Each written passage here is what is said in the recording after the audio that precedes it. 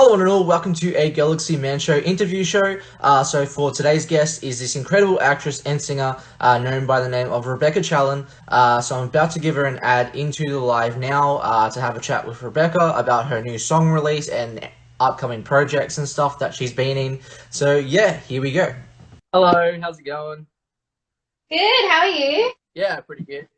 So what I'm going to get you to do first is introduce yourself to people that don't know who you are, and then I'll dive right into the questions. Yeah, sure. Hi everyone, I'm Rebecca. I'm really happy to be here, Rebecca Chalon. I am an actress, singer, model sometimes, definitely an advocate for mental health and love getting involved with the community. Yeah, I don't know, what else is there? You can check me out on my Instagram and like all my websites and stuff, and you'll be able to see what I'm up to and get a better idea. So we'll dive right into the questions now, Rebecca. So for my first question, you have this new song release that's out now. And how did you come up with this idea of this brand new song of yours? If you can give some details about it. Yeah, sure. So I just released a song called Entropy. And it's about like a past relationship that I had. Like a lot of the time you'll find that artists are inspired by things that happen in real life. And this definitely was no exception.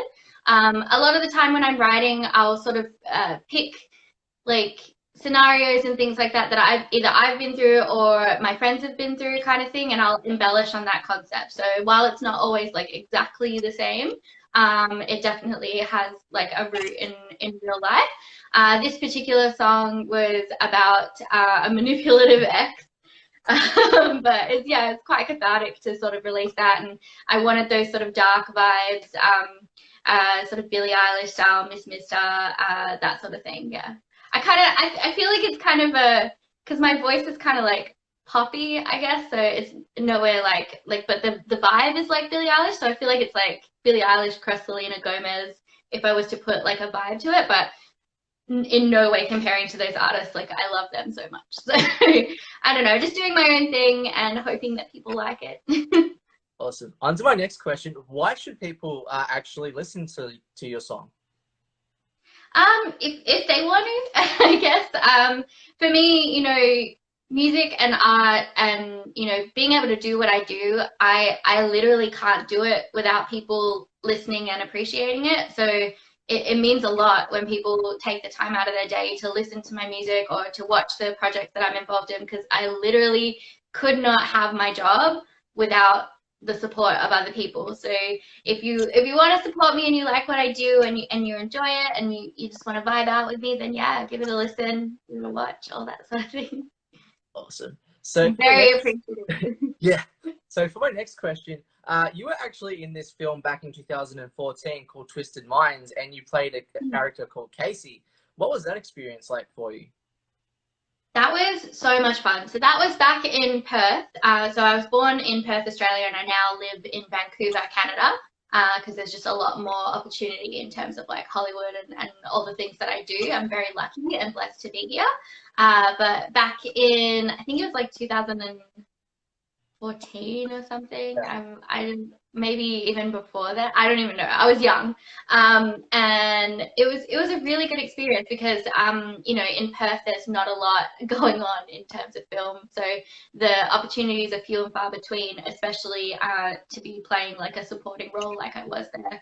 And I was really lucky to get like play alongside some really cool people like John McPherson, and John Howard was in that one too, which he's like in like Aussie royalty, kind of like Blue Healers or whatever it was. Like he's cool. But it was a really cool experience because it was like one of my first sort of character roles as opposed to like a cameo kind of thing. Like it was really someone I could sink my teeth into and like give her some depth and stuff like that, and a true storyline.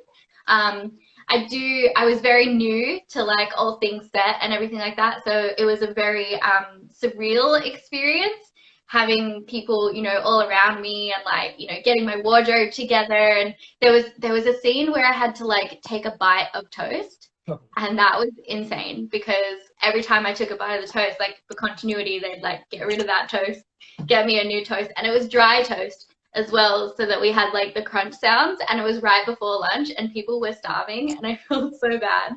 But it was quite an experience. It definitely gave me that, you know, jolt of excitement and adrenaline that I look for in my other projects, and, you know, sort of spurred me on to keep going. Awesome. So for my next Yeah. question, back in 2018, you were actually in this other film called Wrong Night Stand, and you played Mhm. Amy. What was that experience like?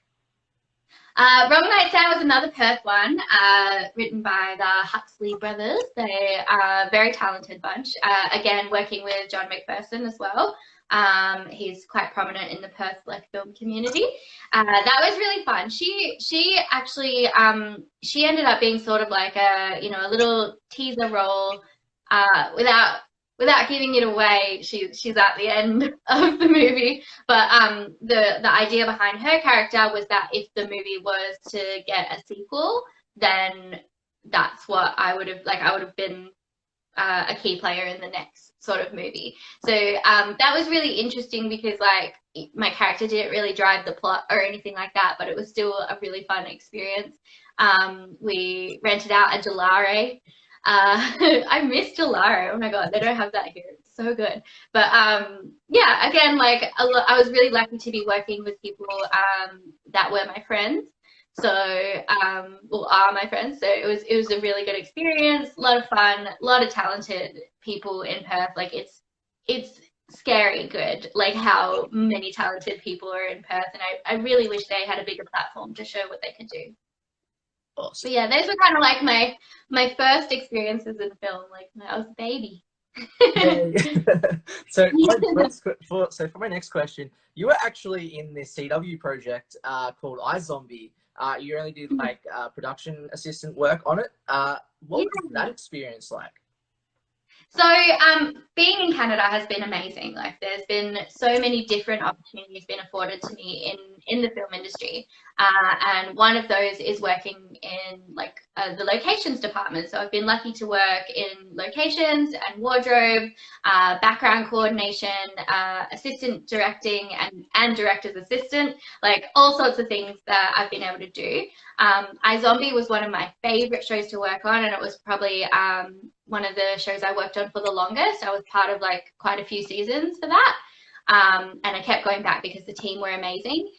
Locations is pretty basic work. What I was doing, it was, you know, making sure that people are safe, making sure the area is like tidy, and like no like outsiders are coming into set and things like that. So when you're thinking about like things like when there's a car chase or things like that, you'd be on a street making sure no one comes out and so they don't get hit by a car.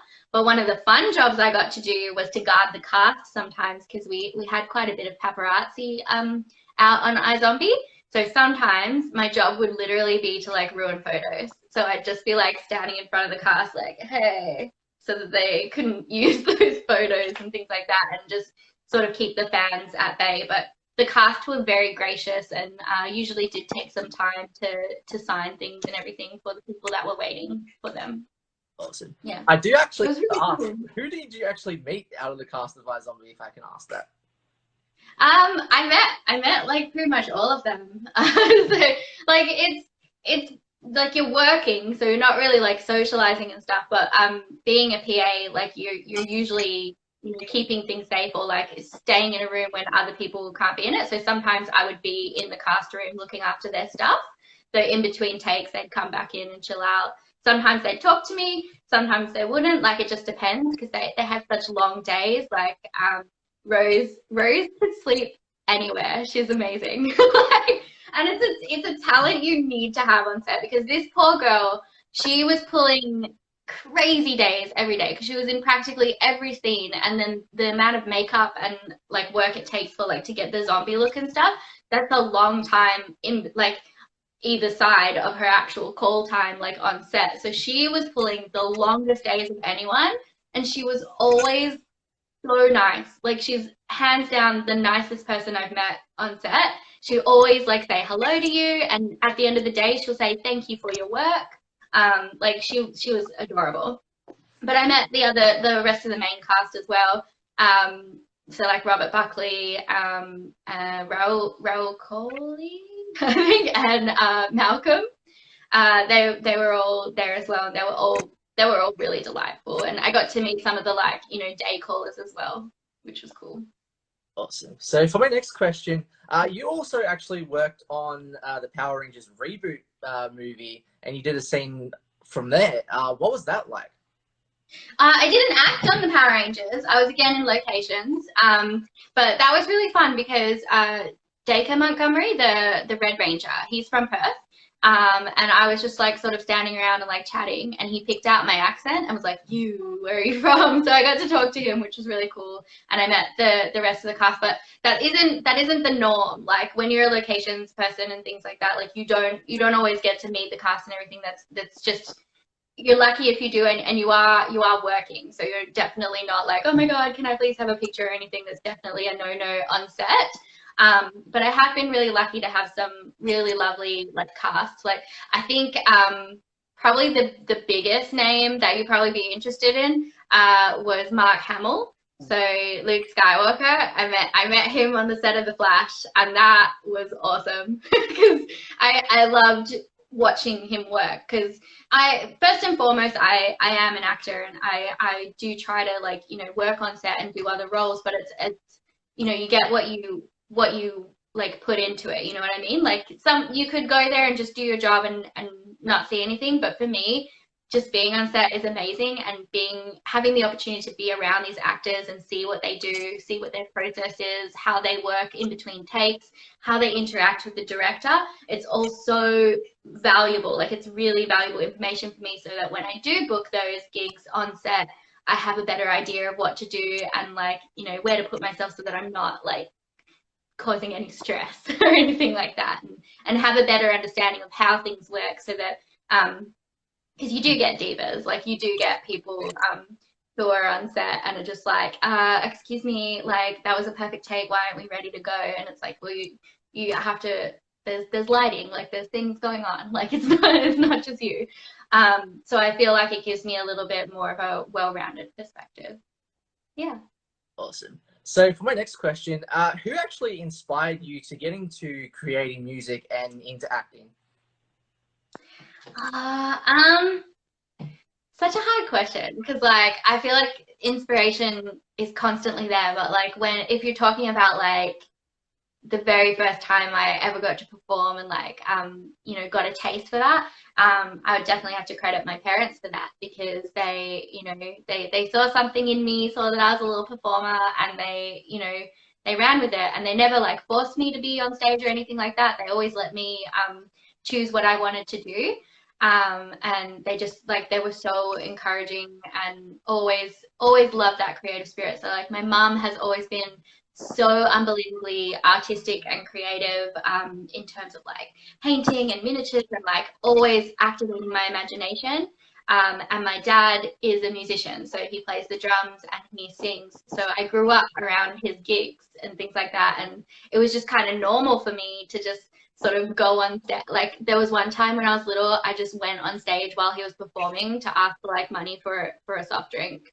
Like I had no filter about it. I just like, dad's like singing and he's like, why is my child on the stage with me?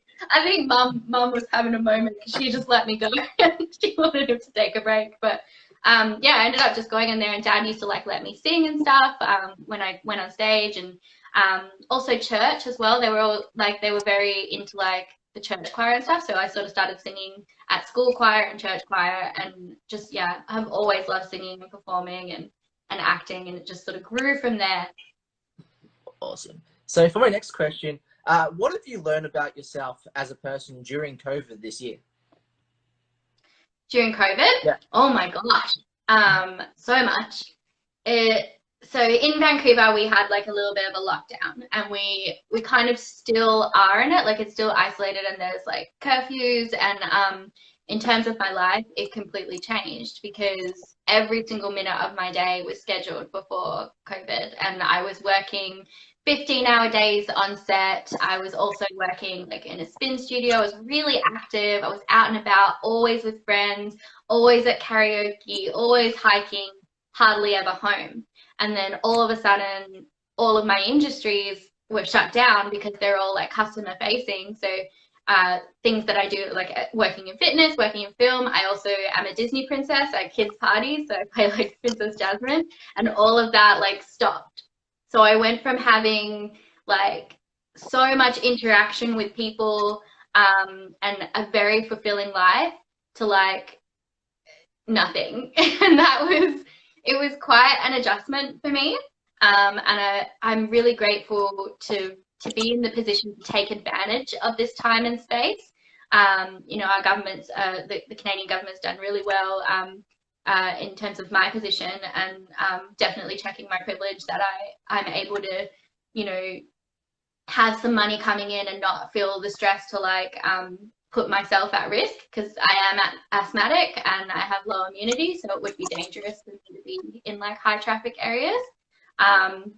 But yeah, in terms of like the changes, like it's been a lot. Like it's an emotional roller coaster, because you know there's fear, there's hope, there's so much change all at once that you kind of have to deal with, and you know, a lot of adapting for my industry. So all the auditions are like self tapes and things now. So I've had to like get set up at home. Like I have a ring light. Don't know if you can tell the rings are in my eyes, but it's been a lot. Like, and I definitely, you know, I encourage people out there, you know, to know that like you're not alone, and that this is a heavy time. There's no right or wrong way to do this, and you have no obligation to be productive.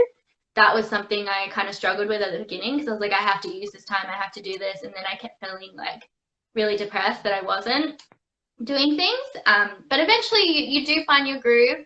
I highly recommend, you know, counseling, journaling, meditation, all those things, because your mental health is so important. Like, you live in your head 100% of the time, so you've got to do what you can to make that a happy and healthy, safe and loving space. So yeah, like COVID's definitely changed a lot of things for me. Some for the better and some worse. Like there's definitely things that I'm going to take away when things start up again. Like the time for myself and really like having firm boundaries, because before I kind of never said no.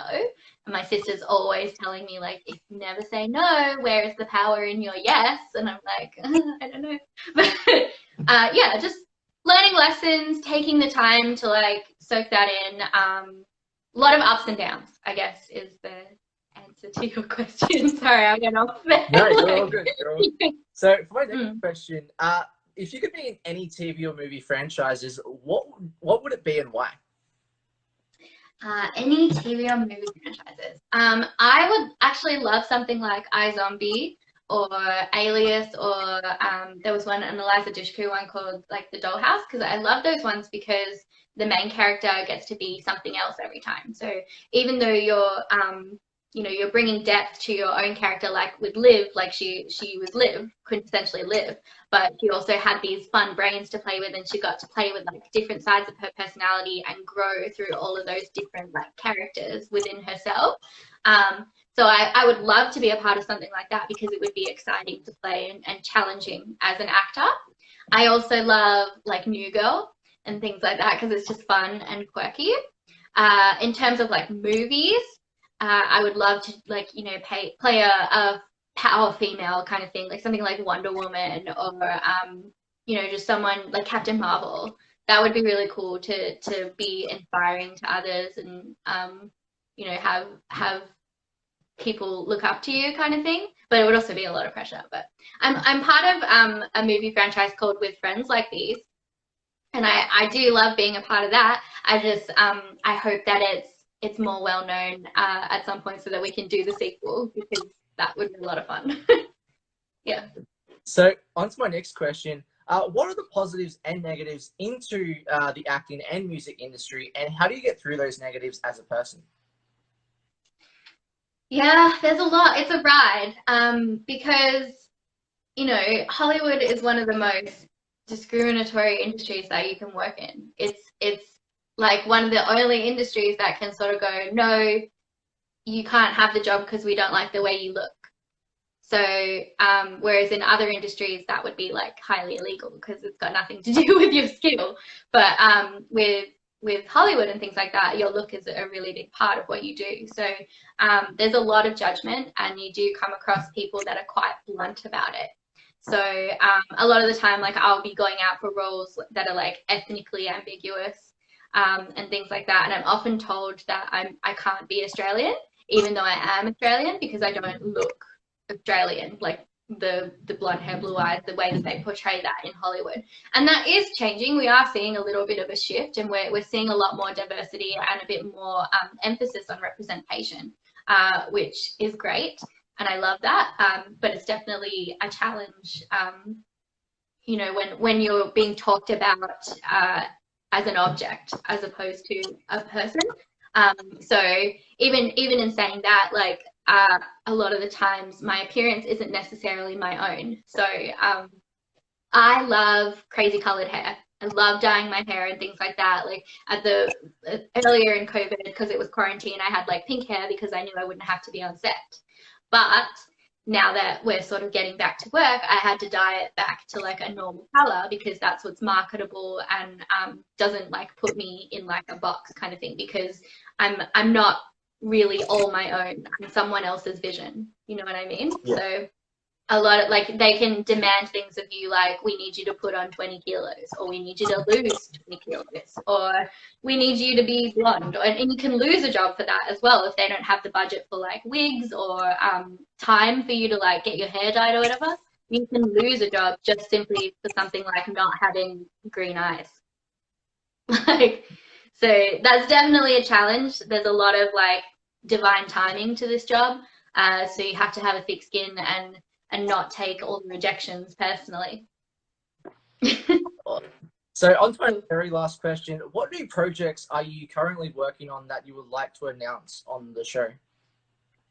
Well, with COVID at the moment, things are kind of on hold a little bit, but with Friends Like These will be coming out soon, I hope. They're kind of in the last stages of post-production, and I think they'll be doing some like cast screenings and all that sort of thing, and then figuring out like what festivals.